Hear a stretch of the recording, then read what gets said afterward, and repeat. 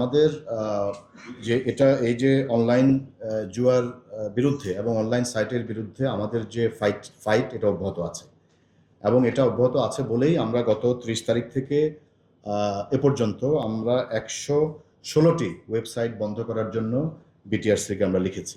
এখন আপনার প্রশ্ন যেটা হচ্ছে যে এই 116টা বন্ধ করার পরে আরও তো 116টা বা আরও বেশি আবার তারা নতুন করে আবার তৈরি করবে।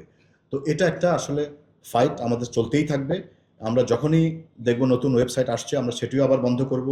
এটা আমরা বন্ধ করব, পাশাপাশি এটার পিছনে যারা জড়িত তাদেরকে আমরা আইনের আওতায় নেওয়ার জন্য আমাদের সর্বাত্মক প্রচেষ্টা আছে এবং যে প্রসেসের অংশ হিসাবে আমরা আজকে এই যে 23টি ওয়েবসাইটের যে একদম সমূলে আমরা তাদেরকে গ্রেফতার করেছি এবং এটি আমরা বন্ধ করে দিচ্ছি।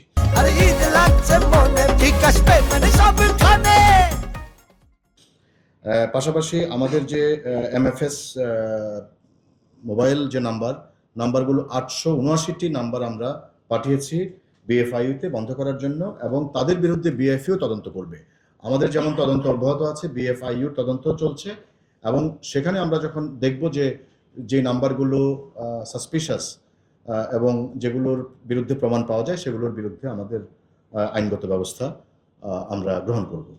তো মূল কথা হচ্ছে যে এটা আসলে যেহেতু ওয়েবসাইটগুলো বাংলাদেশ থেকে বেশিরভাগ ক্ষেত্রেই আমরা যেটা জানি যে বেশিরভাগ ক্ষেত্রে ওয়েবসাইটগুলো মেনটেন করা হয়, তৈরি করা হয় বাইরে থেকে। তো এগুলো আসলে আমাদের এখন চাইলে এখনই বন্ধ করে ফেলাটা এটা ডিফিকাল্ট এবং এখন চাইলে এখনই আসামি আমি অ্যারেস্ট করতে পারা সেটাও ডিফিকাল্ট।